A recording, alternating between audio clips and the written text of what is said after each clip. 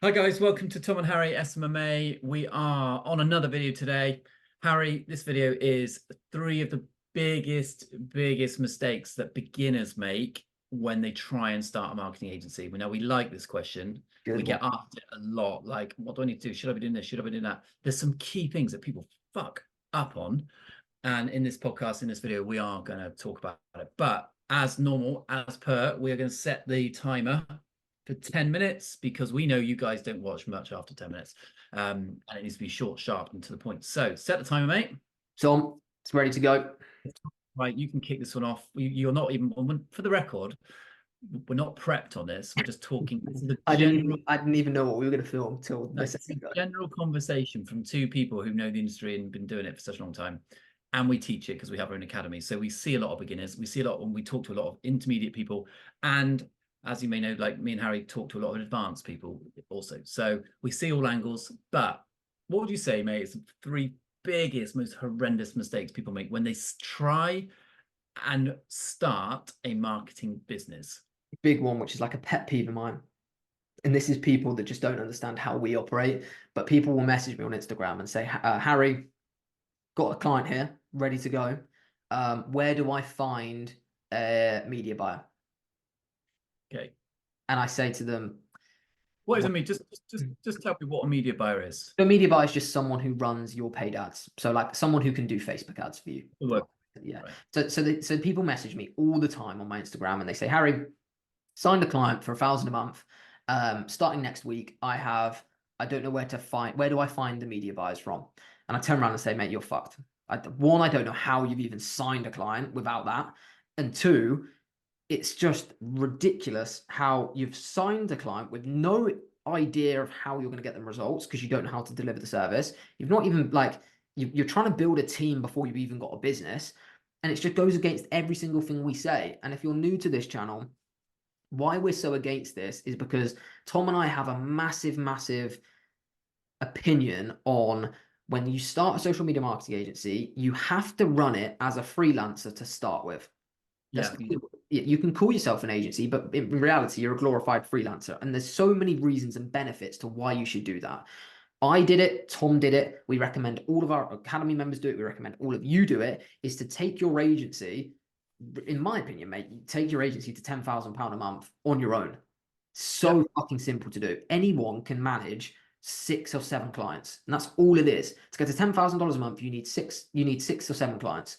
And And you if take and out of that, by the way, after tax and all the other shit and the expenses and the overheads, you take home about 8. yeah, Just to put well, it in reality, maybe a bit less than 8. maybe a bit. Let's say 7. Should we Yeah, just say round say 7. Say 7. out of 10 grand that you're making? You can what my dad would say trouser. You trouser 7k. In So the UK anyway.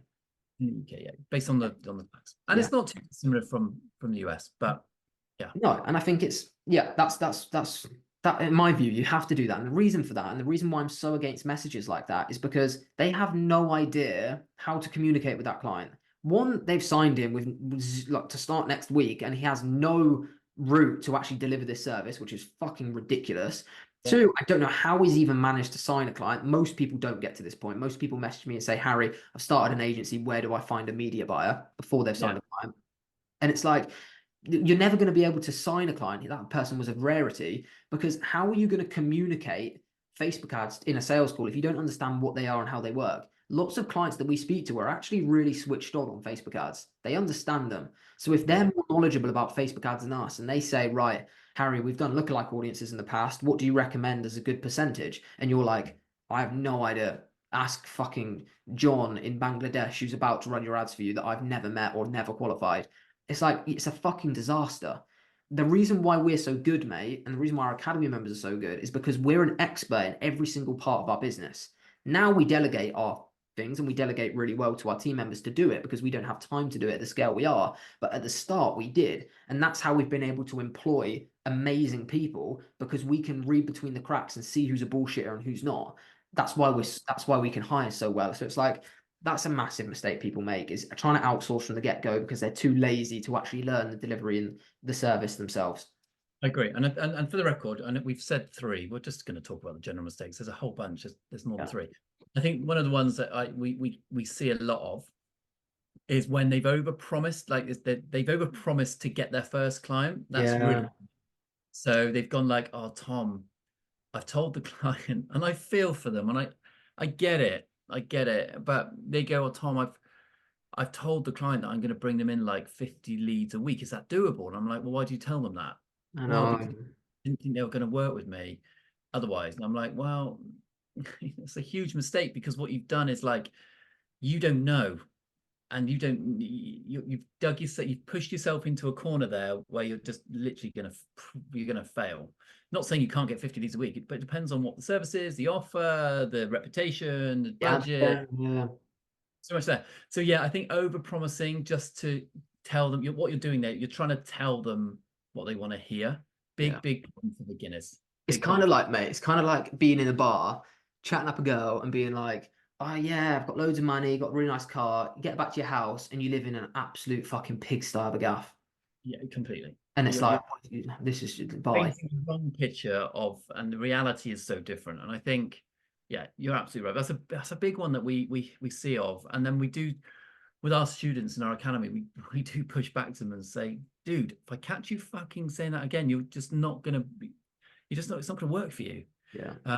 So that's a big one. I think another mistake people make at the very beginning is they're not willing to work as hard as you need to work, because they've gone into so much of this was like, oh, you've only got to work, you can work from Bali on a beach, and you can, yeah, people think running your own business or having your own marketing company means that you are not financially free, like you're free from the matrix, as like Andrew Tate would say. So you can do what you want. Yeah. Actually, you speak to any business owner, whether you're a personal trainer, whether you're a copywriter, photographer, website designer, whatever it is, you've really got to put the hours in. And I You think work beginners, more. I think some people who start, mate, like they like the idea of being a business owner, like the idea of calling themselves an entrepreneur. Yeah. And actually they don't realize that you're not an entrepreneur. You've got to work sensibly, smart, and hard.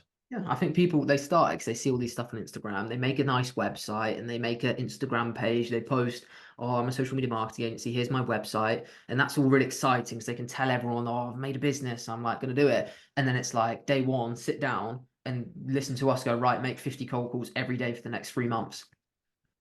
I Oh, know. I know. I want to just sit here and I'm going to send this dental practice owner an email that says, "Hi, we run Facebook ads. Want a cool 5-minute discussion?" But that actually leads us on to the next point, is a big mistake that beginners make is that outreach is so poor. Yeah. What do we mean by outreach? Harry, just tell people what outreach is. Well, outreach is just how you reach out to these potential clients that you want to work with. And like it's the reason why it's so poor is because they're just doing the wrong things in the wrong way. Like we scream and shout about cold calls, but cold calling isn't the only way you can get a client. We've signed in, I don't know when we signed them. When did we sign Martin, mate? Which was through your Instagram.